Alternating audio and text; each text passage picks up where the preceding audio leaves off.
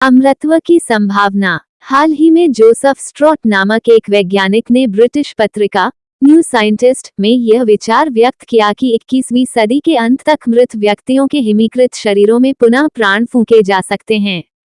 स्ट्रॉट महोदय का कहना है कि ऐसा तभी संभव होगा जब पुनः जीने की इच्छा रखने वालों के मृत शरीर को ज्यों का त्यों किसी हिमीकरण यंत्र में सुरक्षित रखा जा सके, ताकि भविष्य में जब वैज्ञानिक मृत शरीर को जीवित रखने संबंधी उपाय खोज ले तो उन्हें पुनर्जीवित किया जा सके।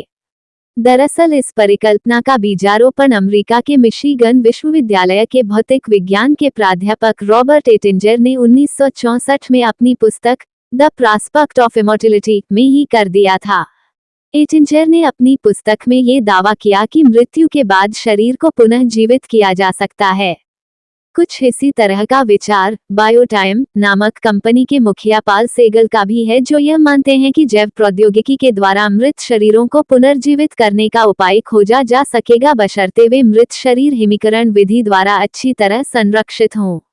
इस विचारधारा के पनपते ही अमेरिका में 3 ऐसी कंपनियां भी खुल गईं जो मृत शरीरों को तब तक संरक्षित करने का अनुबंध करने लगी जब तक वैज्ञानिक उन्हें पुनः जिंदा करने संबंधी उपाय खोजने में सफल न हो जाएं। अनुमानतः अब तक ऐसे धनी लोगों की संख्या 1000 से अधिक पहुंच चुकी है जो अपने शरीर को मृत्यु के बाद संरक्षित करने के लिए इन कंपनियों से अनुबंध कर चुके हैं। इस समय इन कंपनियों में 100 से अधिक लोगों के मृत शरीर एक निश्चित तापमान पर शीतकक्षों में संरक्षित हैं। फिलहाल मृत शरीर को संरक्षित करने के लिए लगभग 1 करोड़ रुपए के बराबर धनराशि खर्च करनी पड़ती है। इस सब के बावजूद दुनिया के अनेक जीव वैज्ञानिकों की दृष्टि में मृत शरीर को पुनर्जीवित करने संबंधी विचार अव्यावहारिक व मूर्खतापूर्ण है। उनका कहना है कि जब हम बुढ़ापे को ही नहीं रोक पा रहे हैं तो मृत्यु को भला कैसे रोक सकते हैं। मान भी लिया जाए कि विज्ञान 100 साल बाद ऐसा चमत्कार कर भी लेता है तो तब का समाज कितना अजीब होगा। गरीब तो तब भी दवा के अभाव में मरते रहेंगे, लेकिन धन कुबेरों की मृत्यु होकर भी नहीं होगी, क्योंकि वे लोग पहले ही अमेरिकी कंपनियों को अपने मृत शरीर को पुनर्जीवित करवाने के लिए अनुबंधित कर चुके होंगे।